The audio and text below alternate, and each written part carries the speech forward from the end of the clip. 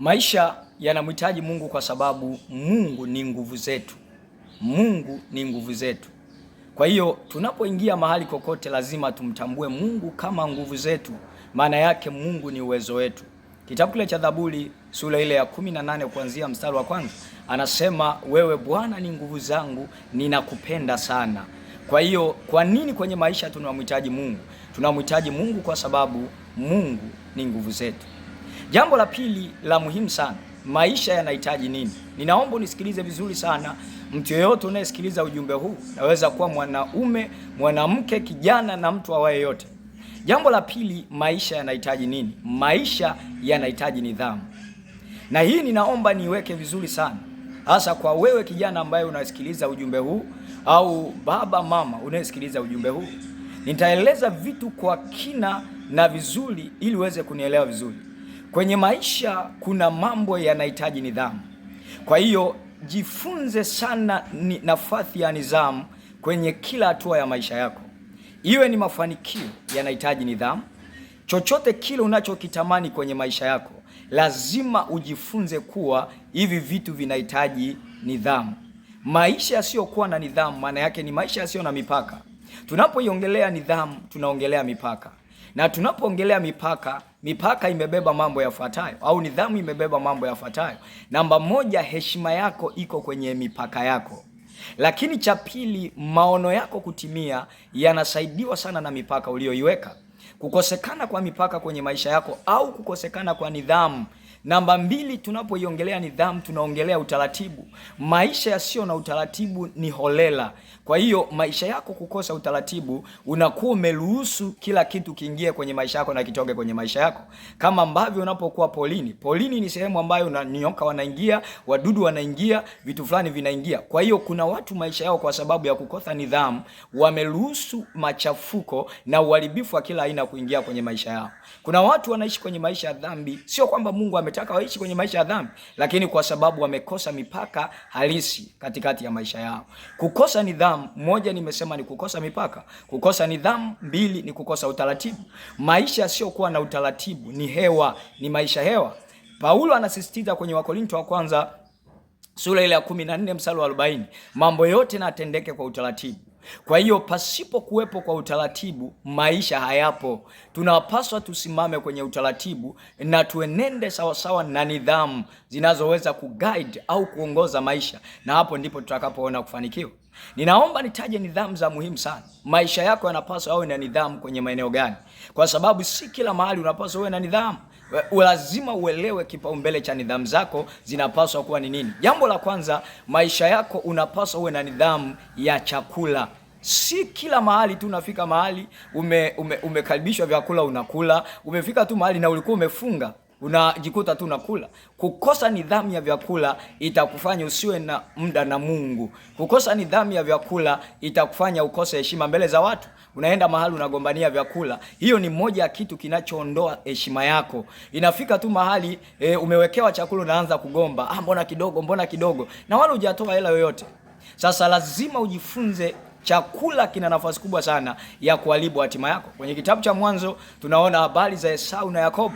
Esau anauza nafasi ya mzaliwa wake ya kwanza, anauza haki ya mzaliwa wa kwanza kwa sababu ya chakula.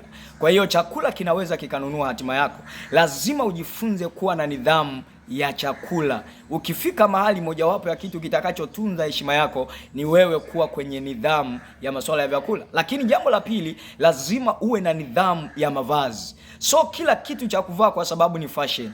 Wenzako wamevaa, mbona vijana fulani wamevaa, niliokuwa nasoma nao wamevaa? Hapana. Paulo anamsisitiza mwanae Timotheo ya kwanza uwe kielelezo. Mojawapo ya muhimu wa msingi wa kuwa vielelezo ni mavazi. Mavazi tunapaswa kuwa vielelezo vizuri, kwa sababu unavyovaa ni utambulisho wako. Kila mtu anavaa kulingana na utambulisho wake. Kuna mavazi ukivaa haitaki kumshawishi mtu wewe unafanya nini. Mavazi yako yataonyesha wewe unafanya nini. Kwa hiyo muonekano wako unaweza kutudhihirishia wewe ni nani na wewe sio nani. Ni muhimu tuvae vizuri kwa heshima, na hilo ni jambo la muhimu sana.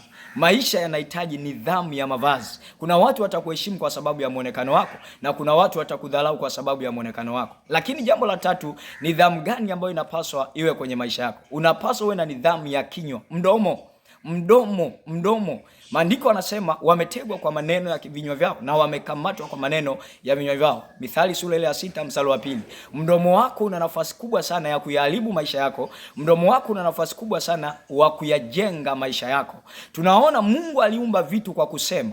Kwa hiyo mdomo wako au kinywa chako unaweza kukitumia kusema na kuamuru vitu na vikaweza kutokea kwenye maisha yako. Ni kanuni ya muhimu sana hii, mtu wa Mungu. Kinywa chako kitumie kuumba, kinywa chako usitumie kuharibu maisha yako. Kwa hiyo lazima uwe na nidhamu kwenye kuongea. Si tu kila mahali umefika umeshaanza kuongea, umelopoka mambo mengi, umeongea vitu vingi, umesengenya watu, umewasema watu, umesema vitu vingine ambavyo havihusiki. Mithali sura ile ya 18 mstari wa 21.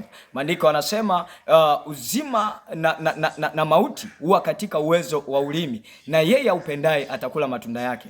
Kwa hiyo kinywa chako hujapewa ili wasengenye watu, kinywa chako umepewa ili uumbe vitu na sio kwa ajili ya kutengeneza machafuko.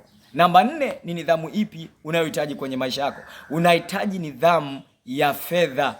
Si kwamba fedha zinazopita kwenye mikono yako hazitakizi kufanikishe, ila ni kwa sababu ya kukosa nidhamu. Unajikuta umeenda mahali ukiwa na kabaki tu kadogo, mahali umenunua nguo yenyewe uivai, umechukua umenunua, umefika mahali ujisikia atakula, ila tu kwa sababu umeona mtu anakunywa supu, kama huyu mbona anakunywa supu, mimi kwa nini sinywe? Na wewe unaingia kunywa, na haikuwa kwenye mipango yako. Kitabu ile cha Timotheo wa kwanza 6:10 anasema msidanganyike. Kwa nini? Kwa sababu shina la mabaya yote ni kuipenda fedha.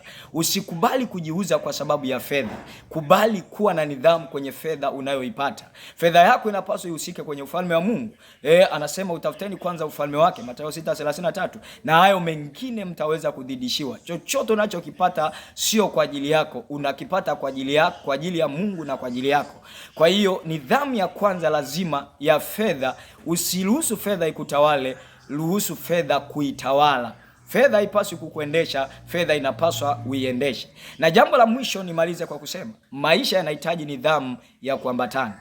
Si kila mtu unaweza kuambatana naye. Mtu wa Mungu, chunga sana kila mtu anayekuja kwenye maisha yako.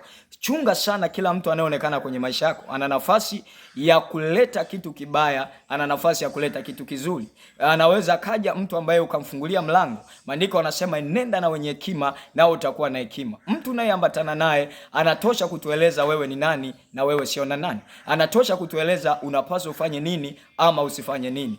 Kwa hiyo zingatia sana kwamba maisha yanahitaji nidhamu. Nidhamu ni kitu cha muhimu sana. Nimesema nidhamu ni utaratibu. Cha pili nimesema nidhamu ni mipaka. Kwa hiyo mtu yeyote asiye na nidhamu ni mtu asiye na utaratibu, ni mtu asiye na mipaka. Kwa hiyo anaweza kufanywa kuwa chochote kwa sababu ya kukosa mipaka. Weka mipaka yako, weka standardi zako. Standardi zako ndio heshima yako, standardi zako ndio ubora wako. Na vikisha kuwepo kwenye maisha yako, utaheshimika, utathaminiwa, utapokewa kwa heshima na watu watakupenda. Kwa nini? Kwa sababu umeishi kwa nidhamu.